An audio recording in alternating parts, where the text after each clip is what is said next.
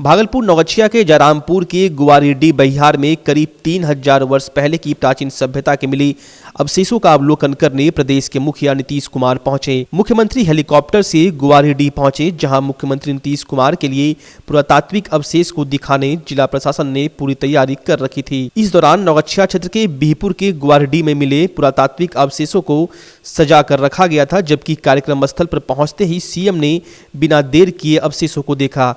इस दौरान मौके पर मौजूद जिला प्रशासन के अधिकारी और पुरातत्वविद से सीएम ने इससे संबंधित जानकारी हासिल की।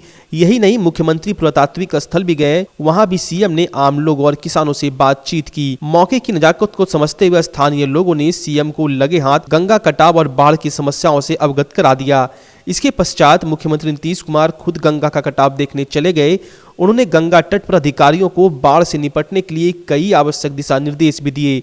इस कड़ी में मुख्यमंत्री नीतीश कुमार ने स्थानीय विधायक से भी बाढ़ के संबंध में जानकारी ली। वहीं दूसरी ओर मुख्यमंत्री ने पौराणिक और पुरातात्विक अवशेषों के अवलोकन के पश्चात इसके संरक्षण पर घंटों अधिकारियों के साथ विमर्श किया। यही नहीं, उन्होंने इस क्षेत्र को पर्यटन स्थल के रूप में विकसित करने की भी बात कही। गया था और यहाँ आकर के सब कुछ हमने देखा है और आप देख रहे हैं कि इसका चक्कर लगा करके जो कुछ भी हमको लगा है, मुझे लगता है कि ये बहुत ही ऐतिहासिक जगह है।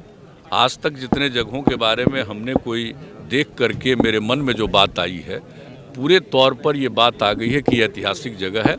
और ये कहना कि सिर्फ 2500 साल पुराना होगा, हो सकता है उससे भी ज़्यादा पुराना ये जगह। तो ये पौराणिक जगह है, ऐतिहासिक जगह है। इसके बारे में सबको जानकारी होनी चाहिए।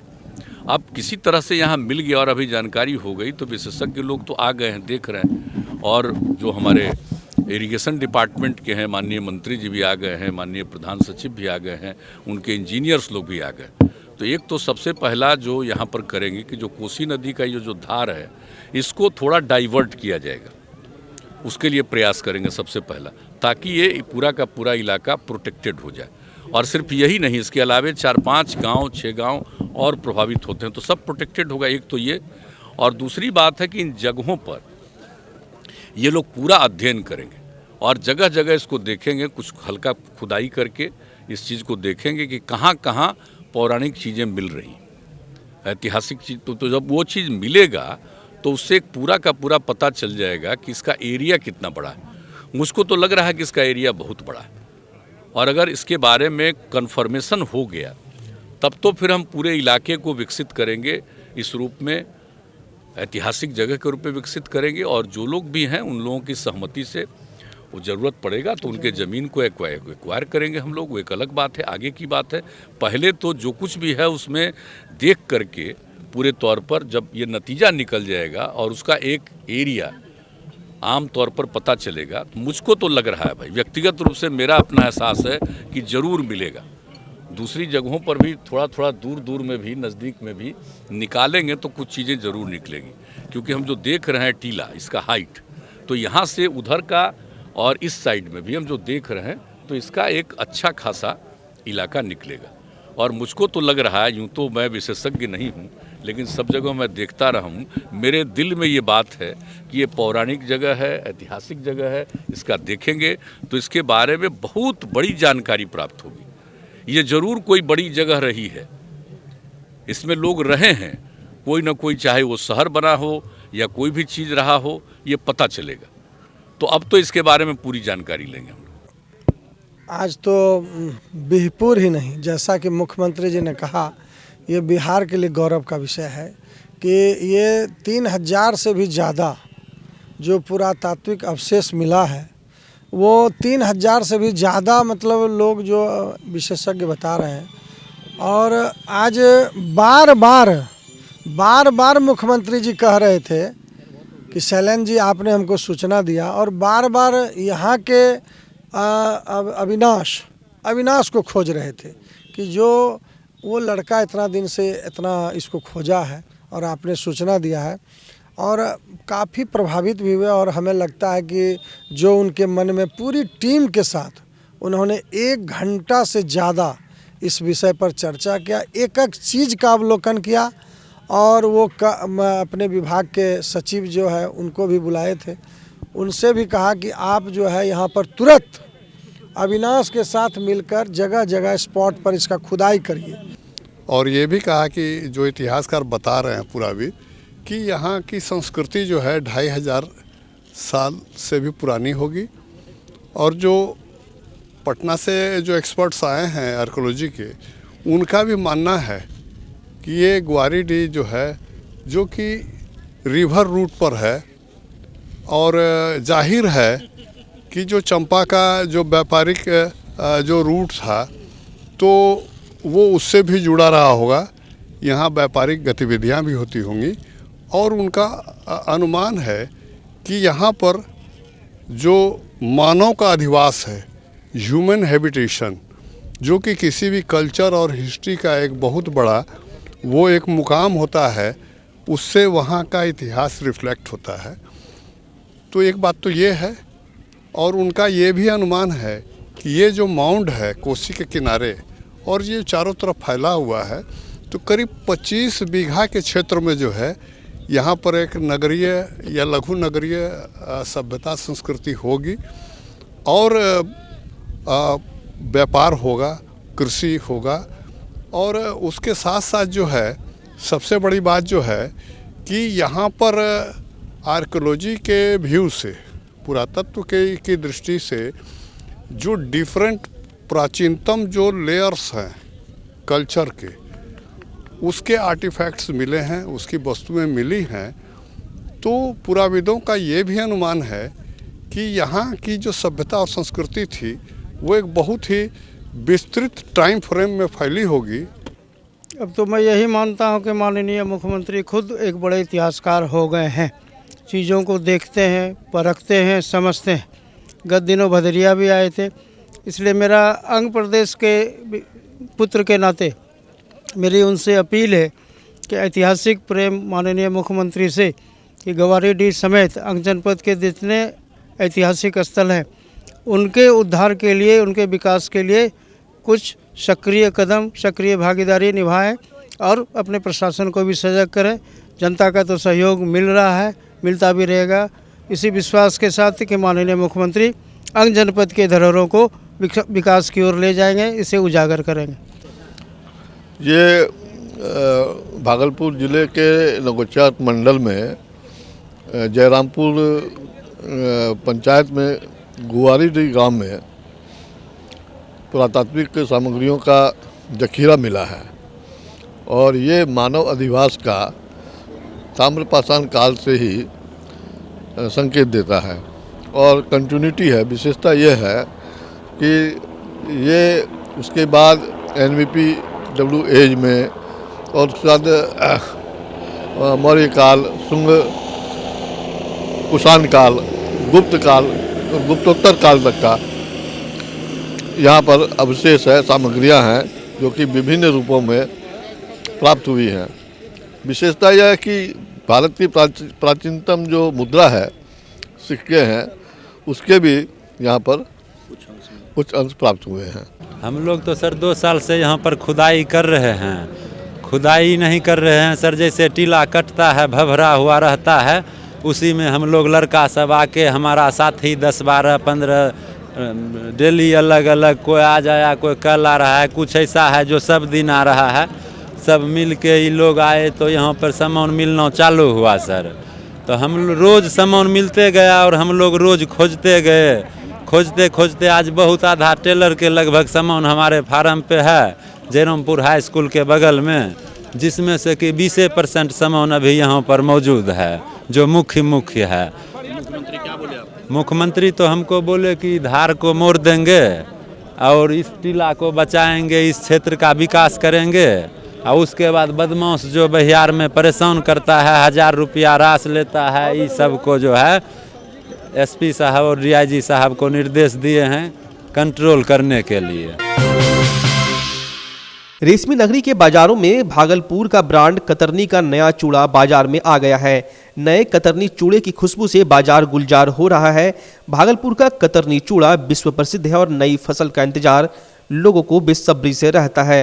हालांकि मकर संक्रांति में अभी वक्त है, बावजूद इसके बाजार पहले से ही कतरनी चूड़े की खुशबू से खुशबूदार हो रहा है। चूड़ा बाजार से होकर गुजरने वाले लोगों को बरबसी कतरनी चूड़ा अपनी खुशबू से अपनी ओर आकर्षित कर रहा है। हम आपको बता दें, भागलपुर के प्रसिद्ध चूड़ा का डिमांड झारखंड, पश्चिम बंगाल, दिल्ली, मध्य प्रदेश, महाराष्ट्र के साथ साथ विदेशों में भी होता है। कतरनी के अलग अलग किस्मों का चूड़ा बाजार में उपलब्ध है। दुकानदार पिंटू विश्वास और कुंदन विश्वास की माने तो भागलपुर के जगदीशपुर का कतरनी विश्व प्रसिद्ध है, क्योंकि यह सुपाच्य, स्वादिष्ट और खुशबूदार होता है और बाजार में इसको लेकर इसकी काफ़ी मांग रहती है। कतरनी चूड़ा का खासियत ये है सर, कतरनी चूड़ा खाने में मुलायमपन, मिठासपन, सुपाच्य होता है और उसका तो विदेश तक में नाम है कि भागलपुर का कतरनी चूड़ा यहाँ से लोग खरीद करके विदेश तक लेके जाते हैं। ये हम लोग 14 जनवरी तिला संक्रांत का तैयारी में जुटे हुए हैं। बाजार में रेट अभी 65 से 70 रुपया है ओरिजिनल कतरनी चूड़ा। उससे मीडियम में फिर 50-55 का है, एक सोनम का आता है, 45 रुपया है। कतरनी चूड़ा बहुत बढ़िया जा रहा है, बहुत दुकानें सजी हुई है कतरनी चूड़ा का, सोनम चूड़ा का और मोटा चूड़ा का। खास करके यहाँ पे कतरनी चूड़ा का ही ख्वाहिश होता है और बाहर लोग ले जाते भी है और यहाँ से जाते भी है। आपके भागलपुर में पूरी भव्यता के साथ महिलाओं के लिए पहली बार भव्य रेंज और ब्रांडेड आइटम का संसार भाव्या। बेनवियों बेहद ही खूबसूरत sari, lehenga, salwar suit, suit piece, kurti और अंडरगारमेंट्स, ये सब कुछ होगा एक ही छत के नीचे। भाव्या यानी भाव्या के साथ भव्य रेंज की सौगात। बेनवियों Bhavya exclusive showroom Kachahari Chowk near petrol pump Bhagalpur. Bhavya exclusive showroom.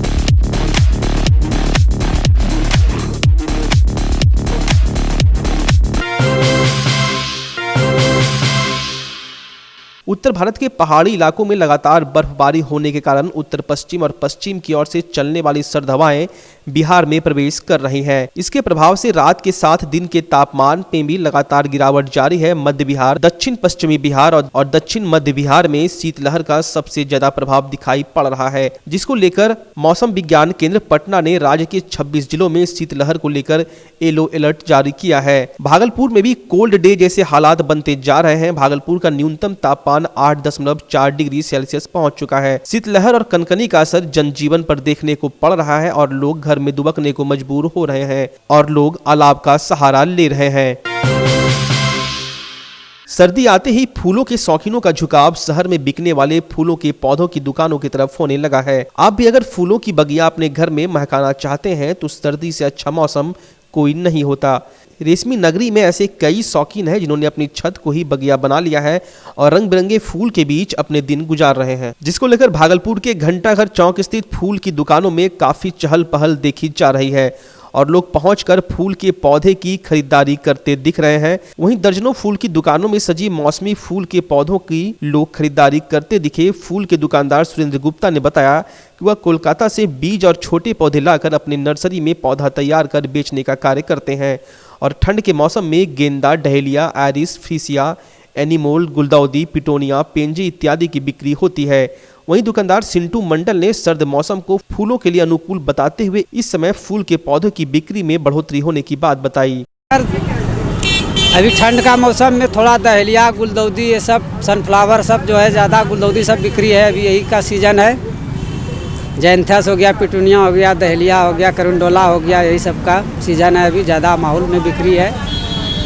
आपके पास कौन कौन से पौधा तो गुलदाउदी है, दहलिया है, गेंदा है, करंडोला है, पेंजी है, पिटूनिया है, अस्टर है। अभी ज़्यादा क्यों इस मौसम अभी है लगाने का, यही सीजन में ये सब लगता है। मार्च तक में गुलदाउदी का कहानी ख़त्म हो जाता है, फिर गाछ ही गाछ रहेगा और फूल ख़त्म हो जाएगा सबोर अभी क्यों बिक्री ज़्यादा होता है? अभी ठंडा का मौसम है ना, गेंदा खिलता है ठंडे में ना। ठंडा गेंदा जो है कि ठंडे में खिलता है ना, इसीलिए बिक्री ज़्यादा है गेंदा फूल का।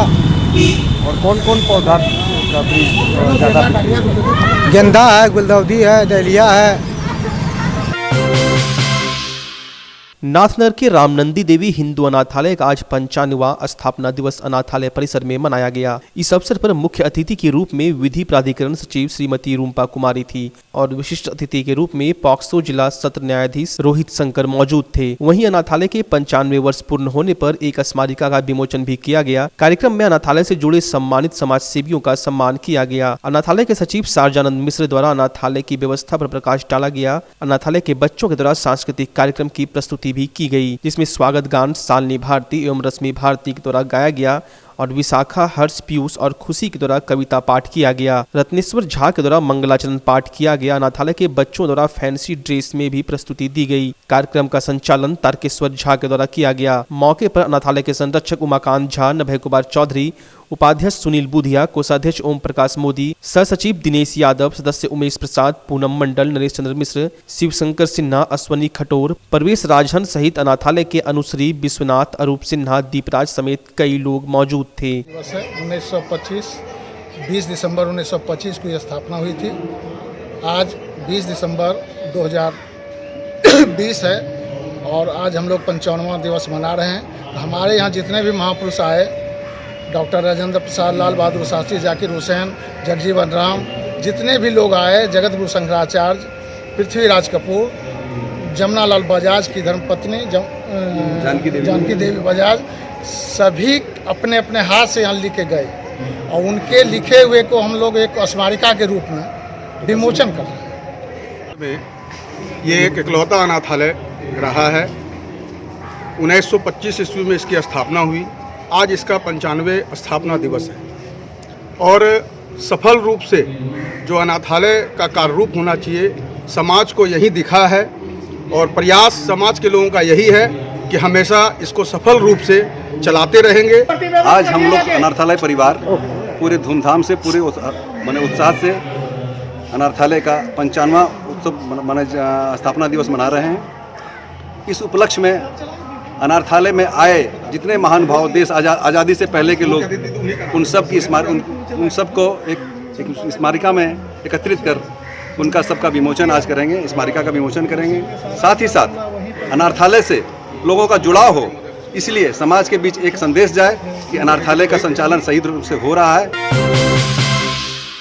नाथनगर प्रखंड के रामपुर खुर्द पंचायत के भीमकित्ता गांव में कुंदन राज के द्वारा निःशुल्क वृद्धा पेंशन शिविर का आयोजन किया गया। इसमें भीमकित्ता तथा बहबलपुर गांव के लगभग 100 से अधिक वंचित लोगों ने शिविर में लोगों को विश्वास दिलाया गया कि सभी का RTPS नंबर जिला पदाधिकारी को भेजा जाएगा और निश्चित समय में अगर लाभ नहीं मिला तो जाँच भी करवाई जाएगी। इस शिविर में एक काउंटर में आई हेल्प यू भी बनाया गया था, जिसमें इस योजना के अलावा लोगों को ब्लॉक संबंधी क्या परेशानी थी उसे भी एक पन्ने पर नोट करके आगे जल्द लाभ पहुंचाने की कोशिश का वादा भी किया गया। शिविर में सहयोगी के तौर पर टिंकू यादव, मनीष यादव, फरहत कासिम, अमित कुमार, अभिषेक कुमार, रितेश कुमार, दिनेश दास, कुसुमाकर झा एवं अन्य सभी सदस्य मौजूद थे।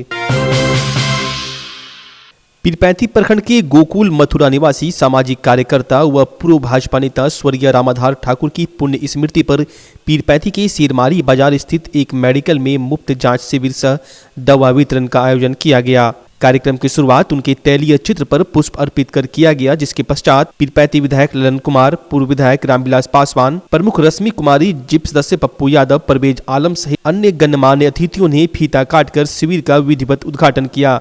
उसके पश्चात धनबाद के प्रख्यात होम्योपैथिक चिकित्सक स्वर्गीय रामाधार ठाकुर के पुत्र डॉक्टर MP ठाकुर के द्वारा लगभग 200 मरीजों का मुफ्त में इलाज व दवा वितरण किया गया।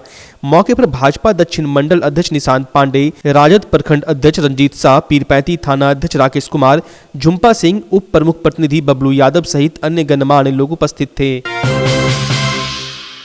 कृषि सुधार अधिनियम 2020 पर भारतीय जनता पार्टी के किसान मोर्चा प्रदेश अध्यक्ष सरोज रंजन पटेल के निर्देश पर अकबर नगर के खेरैया पंचायत के मुखिया पालो मंडल के आवास पर भारतीय जनता पार्टी के प्रदेश कार्य समिति सदस्य सतीश कुमार उर्फ खनैया झा के नेतृत्व में किसान चौपाल लगाकर किसानों को नए बिल के बारे में जानकारी दी गई। सतीश झा ने किसानों को बताया कि इस बिल से हताश और निराश होने की जरूरत नहीं है, यह विपक्ष द्वारा सोची समझी राजनीति के तहत झूठा भ्रम फैलाया जा रहा है। मौके पर पंचायत के मुखिया पालो मंडल, सुल्तानगंज विधानसभा IT सेल संयोजक मनोरंजन मिश्रा, अनुसूचित मोर्चा मंडल अध्यक्ष लखनलाल पासवान, योगेंद्र दास, अनूप लाल अंबेडकर, सरयुग मंडल, बिंदेश्वरी दास, राम जतन मंडल, भगवान दास सहित गांव के दर्जनों किसान मौजूद थे। लायंस क्लब भागलपुर की ओर से लायंस सेवा केंद्र हड़ियापट्टी भागलपुर में आज से निःशुल्क मोतियाबिंद ऑपरेशन शिविर प्रारंभ हुआ। मार्च तक चलने वाले ऑपरेशन शिविर के दौरान सैकड़ों लोगों का आंख की जांच कर मोतियाबिंद का ऑपरेशन किया जाएगा। आज पहले दिन 40 लोगों ने इसकी जांच कराई, जिसमें 20 लोगों का ऑपरेशन किया गया। इस दौरान अमरनाथ चमरिया, पुनीत चौधरी, प्रवीण कुमार, डॉक्टर पंकज टंडन, अमरीश अग्रवाल, प्रदीप जालान सहित कई लोग मौजूद थे। करीब 30 से 40 की जांच हुई है। इसमें ऑपरेशन में पाया गया है 20 से 25। कब से ये आज से शुरू हुई ऑपरेशन, कल जांच हुई थी, आज ऑपरेशन है। कितने दिनों तक चलेगा? ये चलेगा कम से कम मार्च तक।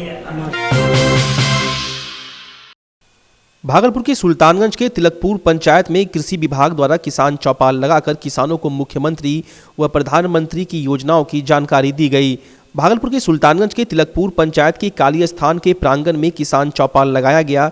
इस कार्यक्रम की अध्यक्षता उप मुखिया सत्यम कुमार ने की। मुख्य अतिथि के रूप में संयुक्त निदेशक भागलपुर प्रमंडल अरुण कुमार, उप परियोजना आत्मा भागलपुर के निर्देशक प्रभात कुमार सिंह, प्रखंड कृषि पदाधिकारी सोहन प्रसाद सिंह का बुके देकर स्वागत किए। कार्यक्रम के दौरान कृषि पदाधिकारी ने संबोधित करते हुए कहा कि जीरो टिलेज मशीन से गेहूं बीज बुआई व समूह गठन, जल जीवन हरियाली, हर खेत को पानी, प्रधानमंत्री कृषि सिंचाई योजना, भूमि संरक्षण से संबंधित योजनाओं के बारे में विस्तार से बताया। साथ ही बिस्कोमान से प्राप्त यूरिया और खाद के वितरण की जानकारी दी। इस कार्यक्रम में BTM राजीव लोचन, ATM निक्की श्वेता, कृषि समन्वयक विभाकर प्रसाद सिंह एवं किसान सलाहकार दयानंद सिंह, रजनीकांत मिश्रा एवं तमाम किसान मौजूद थे।